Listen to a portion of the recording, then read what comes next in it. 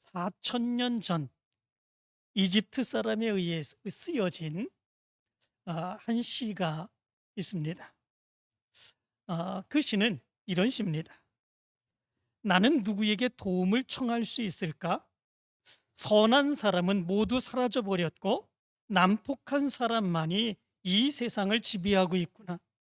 오늘 나는 누구에게 도움을 청할 수 있을까? 악함이 이 땅을 덮고 있으나 끝은 보이지 않는구나. 이런 시입니다. 이 시를 보게 되면 아마도 이 시를 쓴 사람이 살고 있었던 그런 시대, 그 시대는 정말 암울한 시대, 선한 사람들이 행세를 할 수 없고 악한 사람들만이 행세를 하는 그런 시대, 아무리 노력을 해도 자기 뜻을 이룰 수 없는 그런 시대, 그리고 자기가 무엇인가를 하려고 한다고 할지라도 아무도 자기를 도와주지 않는 이런 시대에 살고 있는 것 같습니다. 학자들은 이 시를 분석하면서 이렇게 얘기를 합니다. 이 사람은 결국 이 시를 적어 놓은 다음에는 자살을 기도했을 것이다. 이렇게 얘기를 합니다. 왜냐하면 누군가에게 도움을 청할 수도 없는 그 시대, 누군가에게 도움을 청해서 도움을 받을 수도 없는 그의 상황, 이런 삶의 상황 가운데서 그가 삶의 의욕을 잃어버리고 낙심하게 되는 이런 모습들이 있기 때문에 그렇습니다. 당신께 실망했습니다. 이런 책이 있습니다. 필립 얀시라고 하는 그런 사람이 쓴 그런 책인데, 이 필립 얀시는 이 책에서 우리 성도들이 이 세상을 살아가면서 정말로 당신께 실망했습니다, 이렇게 말할 수 있는 상황들, 그런 모습들이 몇 가지가 있다, 이렇게 얘기를 합니다. 그래서 이 필립 얀시는 이 책에서 세 가지의 그러한 질문을 하게 되죠. 하나님은 정말 공평하신가? 근데 살다 보면 하나님은 정말 공평하신 하나님이라고 말씀을 하는데 공평하지 않은 것 같은 그런 때가 많다는 거죠. 나는 열심히 일합니다. 열심히 신앙생활합니다. 최선을 다해서 살아갑니다. 근데 오히려 나는 점점 더 어려워지고 힘들어지는 그런 삶의 상황을 맞닥뜨리는데 믿음 생활도 하지도 아니하고 나보다 열심히 성실하게 살아가지도 아니하는 그런 사람들이 오히려 더 잘 되는 것 같은 이런 상황을 우리는 맞닥뜨릴 때가 많이 있습니다. 정말 하나님은 공평하신 하나님 맞습니까? 이렇게 질문할 수밖에 없는 그런 모습들이 있는 거죠. 두 번째의 질문은 하나님은 침묵하시는가? 라고 하는 질문이라고 그럽니다. 때때로 우리가 살아가는 삶 속에서 하나님께 간절히 기도하지 않습니까? 하나님, 우리가 어렵습니다. 하나님, 힘듭니다. 하나님, 괴롭습니다. 하나님, 이 문제는 꼭 해결해 주시기를 간절히 원합니다. 그런데 우리 하나님 앞에 기도해도 하나님께서 아무런 응답도 하시지 않습니다. 하나님은 가만히 침묵만 지키시는 그런 모습처럼 우리에게 비춰지는 때가 얼마나 많이 있는지 모릅니다. 하나님은 침묵하시는가? 세 번째 질문은 하나님은 숨어 계시는가? 라고 하는 질문이라고 그럽니다. 하나님이 내 곁에 계시는 하나님이라고 그러는데 하나님은 내 곁에 계시지 않는 것 같습니다. 나와 동행해 주시며 나를 인도해 주시지 않는 것 같습니다. 하나님은 그래서 숨어 계신가? 이런 의문이 들고 그런 질문을 할 수밖에 없다라고 하는 겁니다. 여러분들도 이런 질문을 해보신 적이 있습니까? 정말로 당신께 실망했습니다. 우리가 살아가는 삶 속에서 하나님은 정말로 공평하신가? 하나님은 정말로 침묵하고 계시는 것은 아닌가? 하나님은 숨어 계시는 하나님이 아닌가? 이런 것들에 대해서 우리가 믿음 안에서 답을 구하지 못하면, 그래서 이것이 하나님은 이렇기 때문에 그렇구나, 그 모습을 믿음으로 받아들이지 아니하는 그런 모습들이 있으면 하나님에 대해서 우리가 실망할 수밖에 없고, 하나님께 실망한 사람은 결국은 낙심 가운데 빠질 수밖에 없는 이런 모습들이 있다라고 하는 것입니다. 오늘 성경 말씀 15절 가운데도 이렇게 말씀해 주고 있습니다. 구하옵나니 내게 은혜를 베푸사 즉시 나를 죽여 내가 고난당함을 내가 보지 않게 하옵소서. 이렇게 말합니다.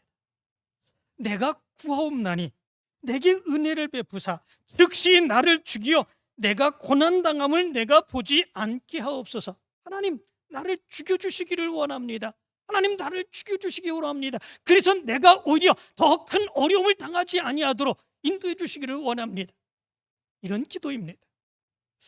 원망이지요, 불평이지요, 좌절이지요, 완전 절망, 낙심 가운데 있는 바로 이런 기도의 모습이지요. 누가 이런 기도를 할 수 있겠습니까? 믿음이 없는 사람 아니겠습니까?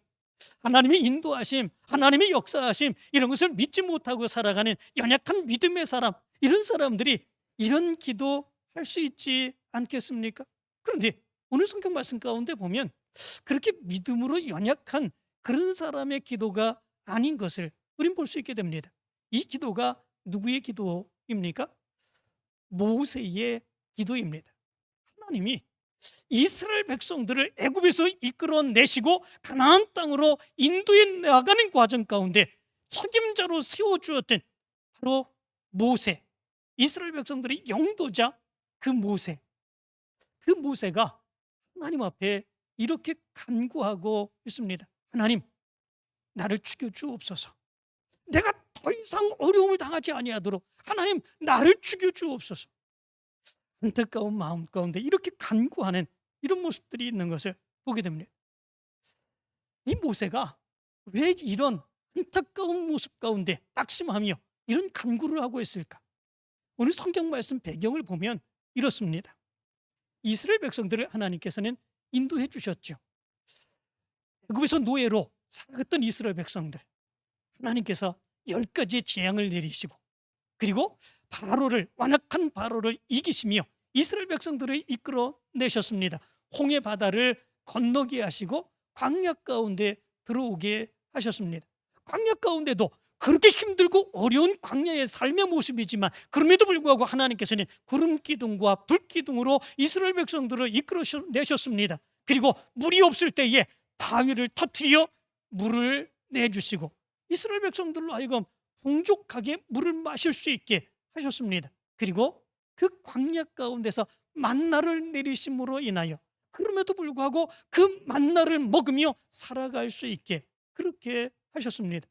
하나님의 역사이지요, 하나님의 은혜이지요, 하나님의 놀라운 인도하심이지요.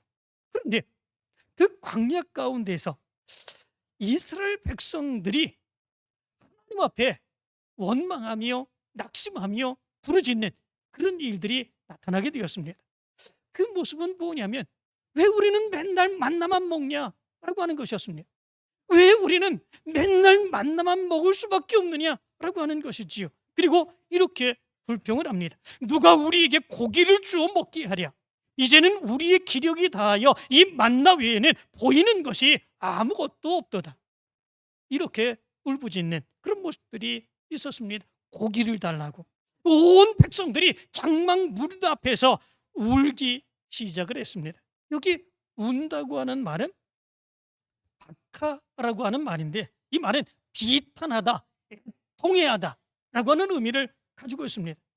그들의 삶의 모습을 보니까 이제는 우리가 죽을 때까지 만나만 먹고 살 수밖에 없구나라고 하는 거죠. 자기의 삶의 모습을 보니까 정말로 애통한 그런 모습들이 있습니다. 정말 비참한 그런 모습들이 있습니다. 그 모습을 가지고 이스라엘 백성들이 자기들의 문 앞에서 울부짖고 있는 그런 모습들이 있는 것을 보게 됩니다.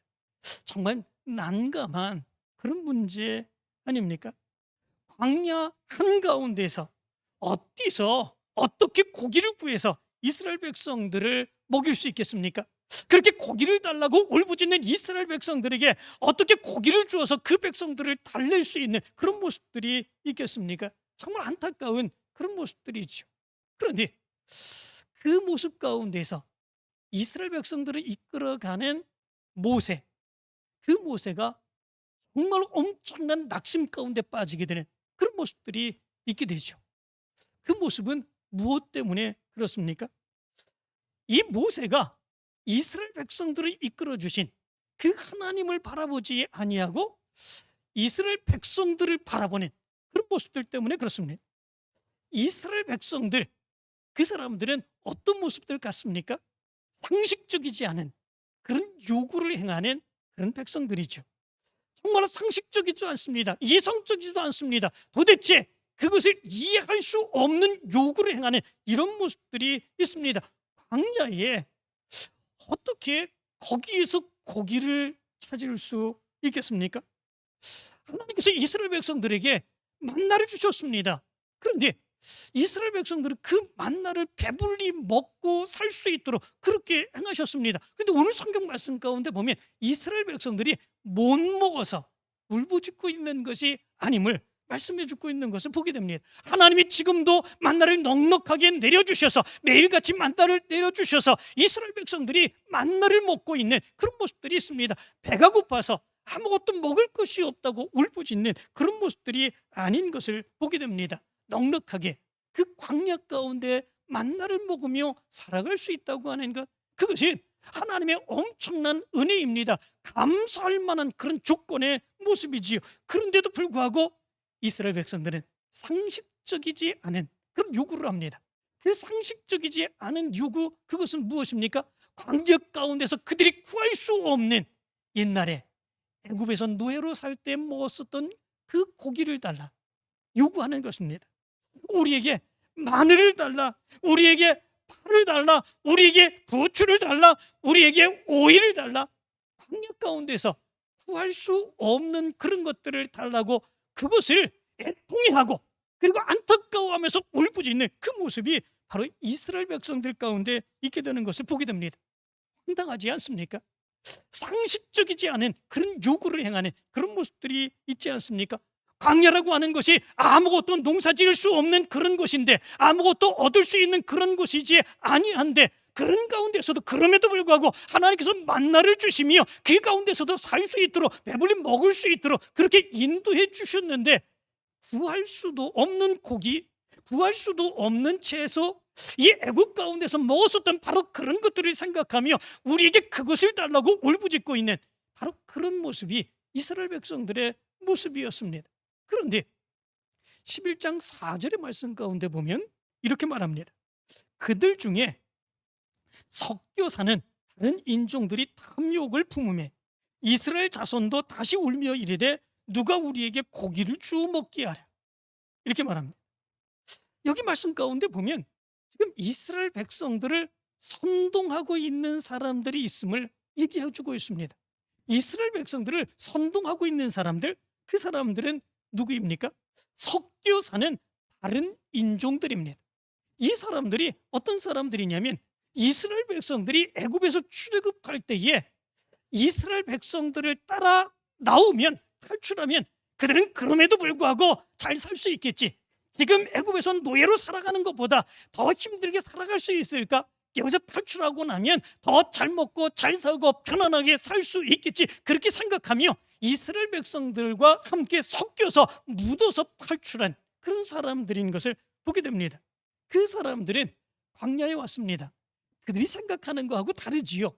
그들이 원하는 거하고 다르지요. 그들은 탈출하면 잘 살 줄 알았습니다. 편안할 줄 알았습니다. 그런데 그게 아니었습니다. 애굽에서 먹던 것, 그런 것도 먹지 못하며 이렇게 살아갈 수밖에 없었습니다. 매일 만나만 먹을 수밖에 없는 그런 모습들이 있었습니다. 그래서 그들의 모습 가운데서는 광야에서 얻을 수 없는 그것, 바로 고기를 달라고, 채소를 달라고 원망하고 이스라엘 백성들을 선동하고 있는 이런 모습들이 있는 것을 보게 됩니다. 그런데 문제가 있습니다. 그 문제는 뭐냐면 하나님의 백성들, 그 백성들은 하나님의 은혜를 알지 않습니까? 이스라엘 백성들이 왜 지금 이 광야에 와 있는지 이스라엘 백성들은 알지 않습니까? 하나님이 그들의 조상들과 약속해 주셨습니다. 하나님의 놀라운 능력의 역사로 애굽으로부터 이스라엘 백성들을 구해 주셨습니다. 해방시켜 주셨습니다. 이제는 노예가 아니라 하나님의 백성입니다. 그렇다면 섞여 사는 인종들, 그들이 이렇게 황당한 요구를 행할 때에 그 백성들은 뭐라고 얘기를 해야 되는 것이겠습니까? 그래도 지금 이 광야 가운데서 하나님이 우리에게 주시는 만나 이렇게 배불리 먹고 있지 않느냐, 이렇게 항변할 수 있는 그런 모습들은 있어야 되지 않겠습니까? 아니면 지금은 하나님이 우리를 가나안 땅으로, 젖과 꿀이 흐르는 가나안 땅으로 인도해 주시고 있는 과정이지 않느냐, 조금만 기다려라, 그러면 우리가 젖과 꿀이 흐르는 가나안 땅으로 가서 고기도 그리고 채소도 마음껏 먹을 수 있게 되지 않겠느냐, 이렇게 얘기하며 그들을 다독거리거나 그들을 잠재우는 모습들이 있어야 되는 거 아니겠습니까? 그런데 그런 이스라엘 백성들, 하나님의 은혜를 알고 체험했던 이스라엘 백성들, 그들은 그렇게 하지 않습니다. 오히려 그들의 선동에 넘어가게 되지요. 그리고 그들도 따라서 우리가 고기를 먹지 못하느냐, 왜 우리는 만나 먹게 되느냐, 이제 이 만나에 질렸다, 이렇게 얘기하며 그들도 울부짖게 되는 이런 모습들이 있게 되는 것을 보게 됩니다. 이 모습을 보면서 모세는 어떻게 행합니까? 12절의 말씀 가운데 보면 이렇게 말합니다. 이 모든 백성을 내가 배웠나이까, 내가 그들을 낳았나이까, 어찌 주께서 내게 양육하는 아버지가 젖먹이는 아이를 품듯 그들을 품에 품고 주께서 그들의 열조에게 맹세하신 땅으로 가라 하시나이까, 이렇게 하나님께 하소연하는 이런 모습들이 있는 것을 보게 됩니다. 그런데 여기서 모세가 생각해야 되는 것이 있습니다. 그것은 뭐냐면 이스라엘 백성들을 바라보는 것이 아니라 하나님을 바라봐야 되는 그런 모습들이 있지 않겠습니까? 이스라엘 백성들은 원래 그런 백성들이었습니다. 원래 원망하고 불평하고 조금만 문제가 있으면 하나님을 악한 말로 원망하기도 하는, 하나님이 정말 살아계신가? 하나님이 정말 우리 인도하시는 하나님이 맞는가? 이렇게 원망했던 그런 백성들이 이스라엘 백성들입니다. 그렇다면 그 백성들을 바라보는 것이 아니라 이스라엘 백성들에게 하나님의 목표를 가지고 하나님의 계획을 가지고 지금 인도하시는 하나님을 바라보는 그런 모습들이 있어야 되지 않겠습니까? 하나님, 지금까지 이 백성들 하나님이 인도하셨는데 어떻게 하나님께서 인도하실 것입니까? 이런 백성들을 데리고 하나님께서 하나님의 놀라운 계획을 이끌어 가실 수 있는 것입니까? 하나님 어떻게 이 백성들을 이끌어 가실 것입니까? 하나님을 바라보며 하나님께 외치고 하나님께 기도할 수 있는 이런 모습들이 있어야 되는 거 아니겠습니까? 그런데 모세는 하나님을 바라보지 못했습니다. 하나님의 계획과 하나님의 인도하심을 바라보지 않았습니다. 그리고 이스라엘 백성들을 바라봤지요. 황당한 요구를 행하는, 정말 이성적인 요구도 행하지 아니하는 그런 이스라엘 백성들, 아무것도 없는 이 광야 가운데서 고기를 달라고 채소를 달라고 요구하는 이스라엘 백성들을 바라보며 절망하고 낙심하고 좌절하는 이스라엘 백성들의 모습, 그 모습을 바라보며 모세도 덩달아 낙심하고 있는 이런 모습들이 있게 된 것을 보게 됩니다. 우리가 이 세상을 살아갈 때도 마찬가지의 모습을 갖습니다. 우리가 이 세상을 살아가면 이 세상의 삶은 정말 황당하게 그지없는 이런 모습들이 있습니다. 상식적이지 않은 그런 일들이 너무나도 많고 상식적이지 않은 황당한 사람들이 너무나도 많이 있습니다. 그렇다면 우리가 그 사람들을 바라보고 그런 삶의 상황을 바라보면 우린 절망 가운데 빠질 수밖에 없습니다. 낙심할 수밖에 없습니다. 정말 도대체 이 세상에서 우리가 어떻게 살아야 되느냐, 낙심할 수밖에 없는 그런 모습들이죠. 그런데 중요한 것이 있습니다. 그것은 뭐냐면 그럼에도 불구하고 하나님은 이런 세상을 사랑하십니다. 이 세상을 구원하시기를 원하십니다. 이 세상 가운데서 하나님의 뜻을 이루어가기를 원하십니다. 그러면 우리의 믿음의 사람들이 무엇을 바라봐야 되겠습니까? 하나님을 바라봐야 되는 거지요. 하나님의 뜻을 바라봐야 되는 거지요. 그리고 우리가 믿음으로 살아가는 그런 모습들이 있어야 되지요. 그러면 우리는 절망하지 않고 낙심하지 않고, 그럼에도 불구하고 이 황당한 세상 속에서 절망 가운데 빠져버릴 수밖에 없는 이 세상 속에서 우리는 그럼에도 불구하고 담대하게 살아갈 수 있는 이런 모습들이 있게 된다라고 하는 거죠. 사랑하는 성도분, 이 세상에 이스라엘 백성들과 같은 상식적이지 않은 그런 황당할 수밖에 없는 이 세상의 모습들, 그런 가운데서도 세상 바라보지 않고 하나님 바라보는 여러분들 되시기를 간절히 축원합니다. 하나님께 맡기며 믿음으로 달려나갈 수 있는 여러분들의 모습이 되기를 간절히 축원합니다. 두 번째로 모세가 낙심할 수밖에 없는 그런 모습은 하나님께서 이스라엘 백성들을 모세에게 맡겨주시고 하나님 대신해서 이스라엘 백성들을 가나안 땅으로 인도하라고 말씀하셨지 않았습니까? 그런데 이 모세는 그것을 짐으로 생각하는 그런 결과, 낙심할 수밖에 없는 모습이 나타나고 있는 것을 보게 됩니다. 이스라엘 백성들이 순종하고 이스라엘 백성들이 잘 따라 주었으면 이 모세가 얼마나 힘이 생겼겠습니까? 얼마나 기쁘고 얼마나 즐거웠겠습니까? 그런데 이스라엘 백성들은 그런 백성들이 아니었지요. 황당한 요구를 행하며 있지도 아니한 것을 달라고 요구하고 울부짖는 그런 백성들이었습니다. 11절의 말씀 가운데 보면 이렇게 모세는 이야기합니다. 모세가 여호와께 여짜오되 어찌하여 주께서 종을 괴롭게 하시나이까? 어찌하여 내게 주의 목전에서 은혜를 입게 아니하시고 이 모든 백성을 내게 맡기사 내가 그 짐을 지게 하시나이까? 모세는 이렇게 얘기합니다. 그런데 여기에서 모세는 아주 중요한 오해를 하고 있는 것을 보게 됩니다. 하나님이 맡겨주신 이스라엘 백성들, 그 백성들을 짐이라고 생각합니다. 그런데 사실은 짐이 아니지요. 하나님의 선물입니다. 다시 말하면 그 백성들은 하나님의 뜻을 이룰, 그럼에도 불구하고 원망하고 불평하고 황당한 요구를 행하는 그런 백성들이지만 그럼에도 불구하고 하나님은 그 백성들을 통해서 이 세상을 구원하기를 원하시는 하나님의 백성들이다 라고 하는 거죠. 그렇다면 그 백성은 하나님의 백성입니다. 하나님의 선물입니다. 그런데 모세는 그 백성을 가르쳐서 짐이라고 생각하고 있는 것을 보게 됩니다. 짐이라고 생각한 순간 그 짐이 너무 무거워서 내가 감당할 수 없습니다. 이 짐을 내가 어떻게 감당할 수 있겠습니까? 하나님 앞에 원망하고 낙심하게 되는 이런 모습들이 있게 되는 거죠. 정말로 중요한 것은 하나님께서 하나님의 계획을 이루시고자 이스라엘 백성들, 모세가 짐이라고 생각했던 그 백성들을 모세에게 맡겼지 않습니까? 그런데 왜 맡겼습니까? 하나님이 모세를 믿었기 때문입니다. 하나님이 모세를 신뢰했기 때문입니다.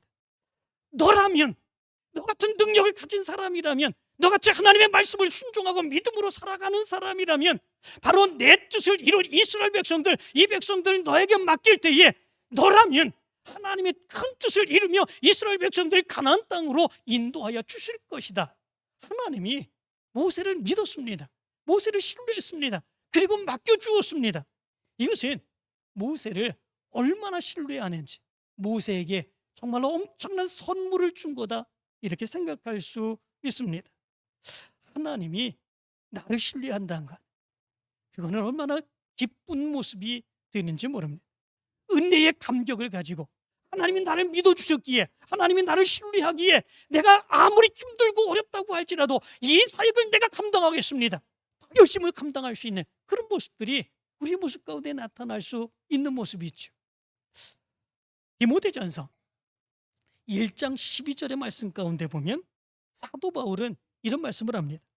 나를 능하게 하신 그리스도 예수 우리 주께 내가 감사함은 나를 충성되이 여겨 내게 직분을 맡기심이니, 이렇게 말합니다.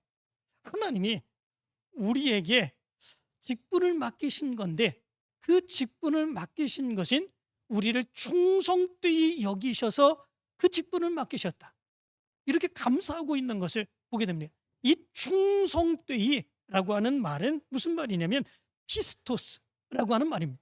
이 피스토스라고 하는 말은 믿을 만한, 신뢰할 만한 이라고 하는 의미를 가지고 있습니다. 하나님이 우리에게 직분을 주셨습니다. 하나님의 거룩한 사역을 맡겨주셨습니다. 그런데 하나님이 나를 신뢰할 만하다, 하나님이 나를 믿을 만하다, 그렇게 보신다라고 하는 거죠. 이것이 얼마나 큰 기쁨이고 얼마나 큰 은혜의 감격이겠습니까? 나 같은 존재인데 아무것도 할 수 없고 능력 없고 가진 것 없고 그런 나 같은 존재인데, 그런데도 불구하고 나 같은 존재를 하나님이 믿어주시는 거예요. 하나님이 나에게, 나를 통해서 이루기를 원하시는 하나님의 계획이 있는 것입니다. 그 계획을 나를 통해서 이루기를 원하십니다. 그렇다면 그것을 믿는 사람은 어떻습니까? 말로 다 할 수 없는 기쁨과 감격을 가지고 그 일을 감당하죠. 이것은 내 짐입니다. 얼마나 큰 짐인지 너무 짐이 커가지고 내가 감당할 수 없습니다. 이렇게 하는 것이 아니라 나에게 더 많이 감당해 주시면, 맡겨주시면 더 많이 감당할 수 있습니다. 최선을 다해서 끝까지 감당하겠습니다. 이 고백이 나올 수 있는 이런 모습들이 있게 되는 거죠.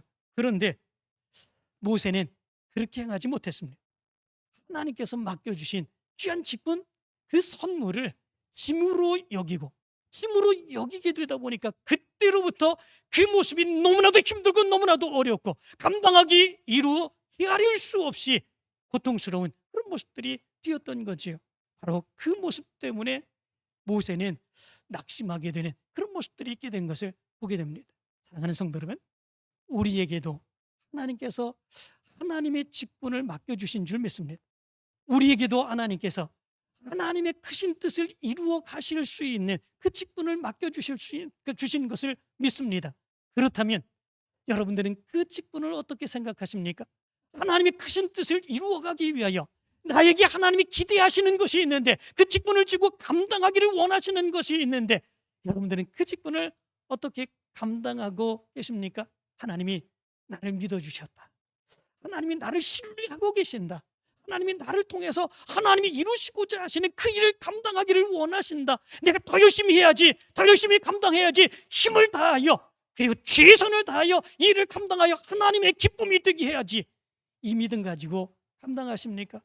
아니면 모세처럼 짐처럼 여겨서 도저히 감당할 수 없습니다, 차라리 죽여주십시오 생각하십니까?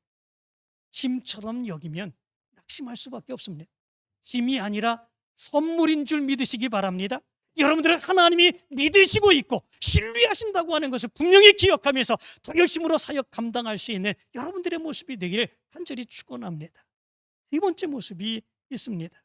모세가 이렇게 낙심하게 된 세 번째 이유는 그가 할 수 있는 것은 아무것도 없다 생각하기 때문에 그렇습니다.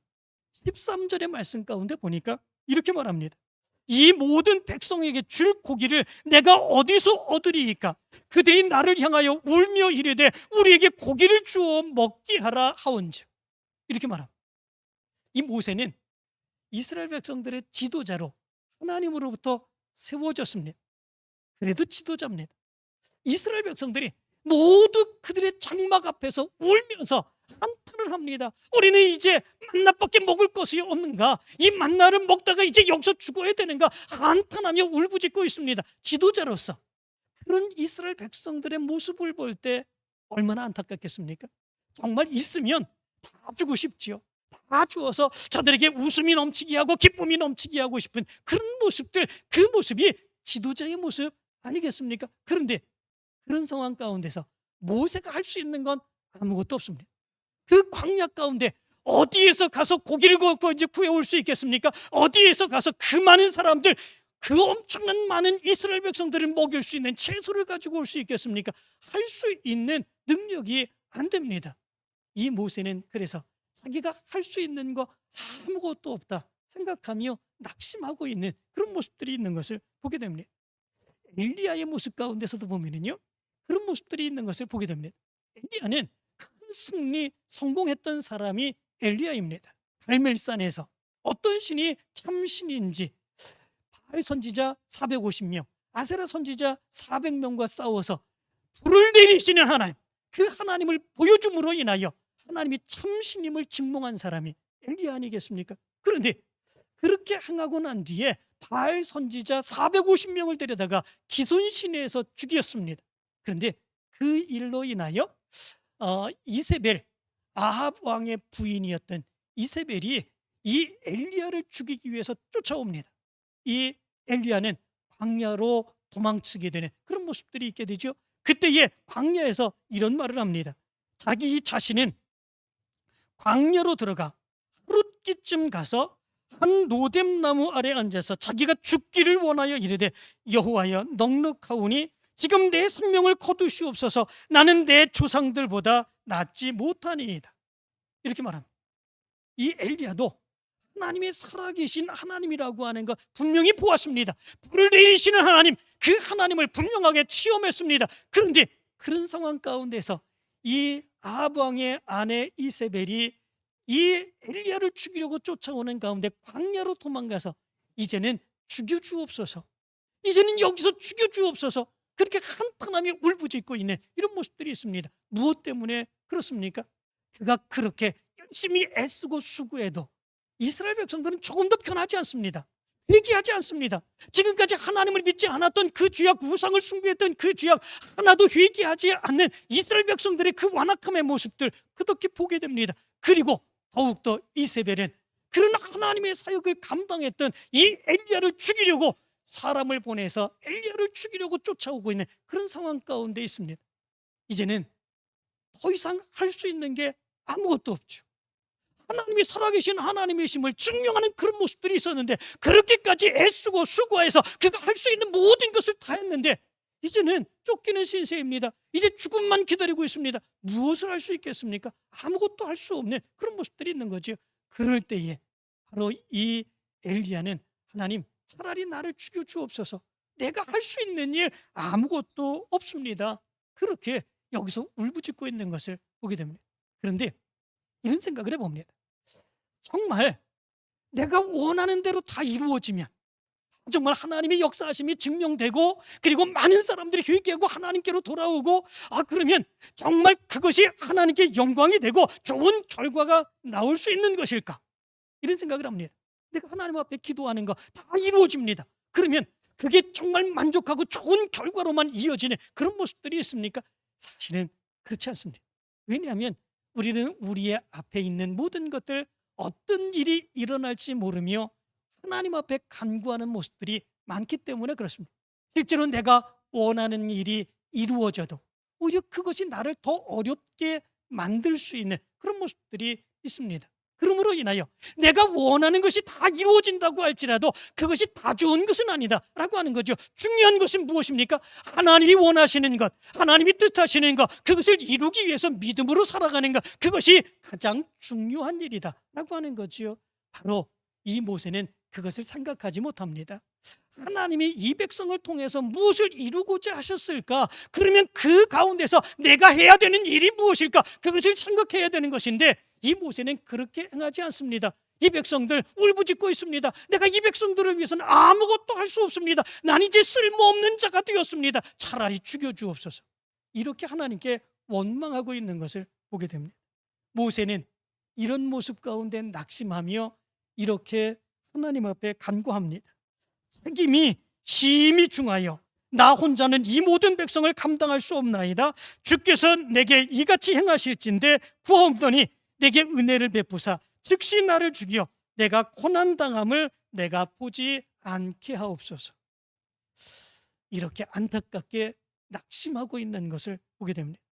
사랑하는 성도는, 여러분들의 삶의 모습 가운데서도 혹시 이 모세와 같이 낙심하는 그런 모습들 혹시 없는지 생각해 보시기를 바랍니다.